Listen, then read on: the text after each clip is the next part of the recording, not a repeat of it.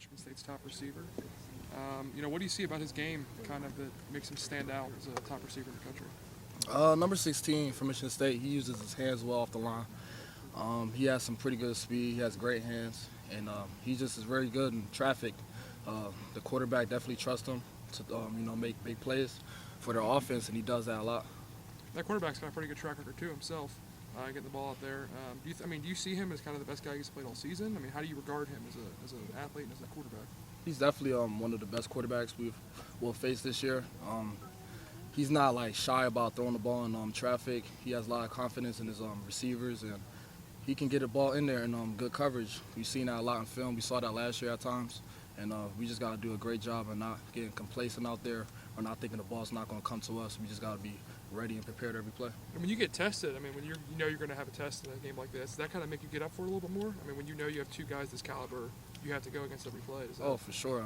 This is definitely one of those games you get excited as a corner because you know you're going to get tested. You know there's going to be deep balls, there's going to be some fades. You want to get your targets for sure. You're going to have your opportunities to impact the game, and that's something I like to do.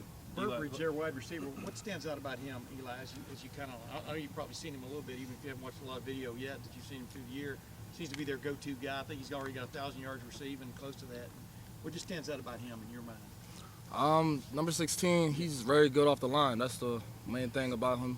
A lot of teams try to press him, and he's pretty good at using his hands off the line. He's a physical receiver, even though he doesn't really have the best size.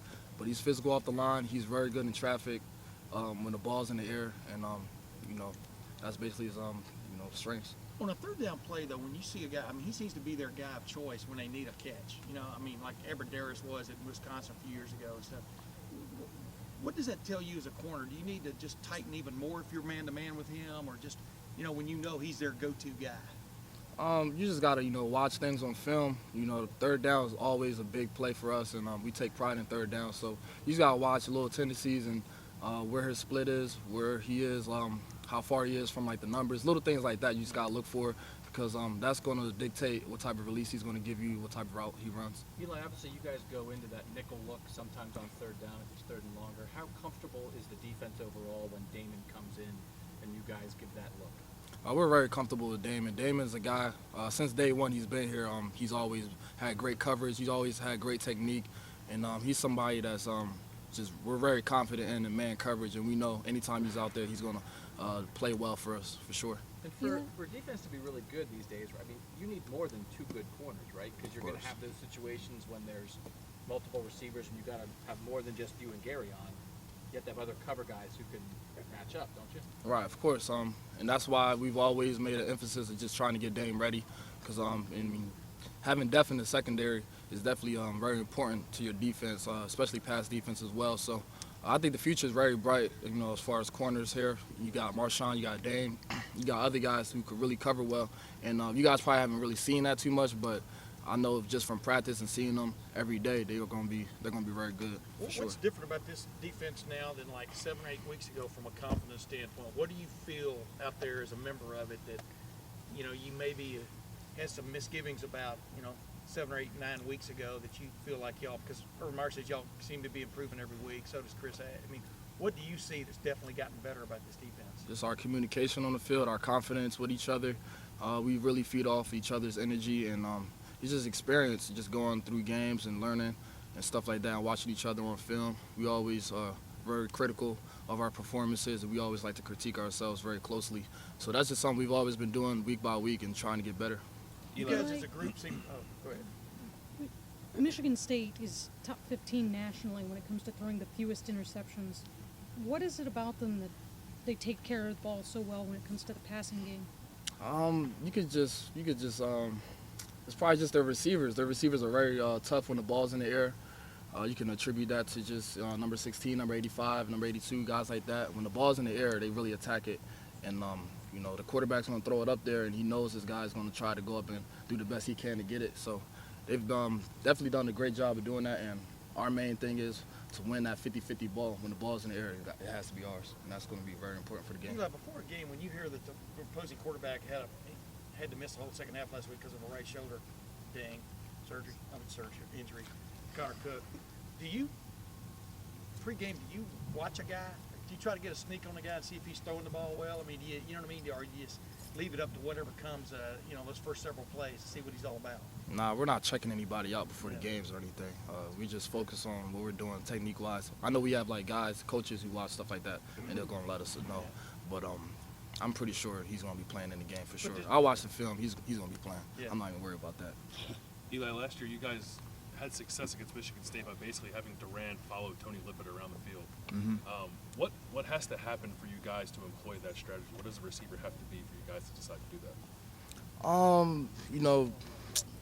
don't really know. It's one of those things, especially last year. I don't know, Durant really wanted to be that guy to step up, and plus I was having a little injury problems as well, so he didn't really know if I was going to be able to play. And being Gary Allen's first start, he was just like, I'm want to be that guy to follow Lippett and take that challenge, head on. So it was more that type of thing, because as the year went on, we played Alabama. He didn't follow Lamar or anything. We just played straight up. So it was one of those type of things. It was just injuries relating to me and stuff like that. Eli, how do you handle hype, and how have you gotten better at it over the couple 3 years? Hype?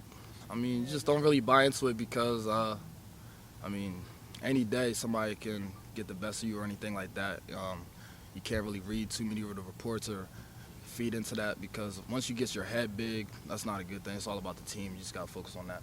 How about all the build up to this game that will happen this Build up? week? Oh man, it's Is that just inspired? it's gonna be it's gonna be a lot of talking out there. It was like that last year. They love to talk, and we love to respond back to people when they talk, for sure. So our thing is we're gonna have to just play our game, just be very, very calm out there, and just locked in into our assignments and what we have to do. We can't let all the outside stuff get to our heads and try to get too fired up, because once you get too fired up, you start playing out of character, and we can't do that. Just a couple more questions. Will you be watching national stuff this week, or local, what people are saying about the games, about me, you, whatever? Of course. I mean, I watch ESPN all the time. I don't have like any shows on Netflix that I watch or anything. ESPN's the main thing I watch, so I'll probably be listening to anything that's going on. How excited are you Last to question. finally have a game like this? I mean, everyone has looked at this game all year, and the previous 10 have been almost games you have to get through to get to this one. How excited are you guys for this? Every game's a challenge for sure. Every game we're excited for. Anytime we get a chance to go out here and play in front of our great crowd, or any crowd really, we take full advantage of that. So, with this game being the last home game, especially for the seniors and stuff, we really want to let the seniors out on a good note for sure. So this is probably going to be one of the biggest games for sure for us, and we know that. All right, thanks, everybody. Thanks.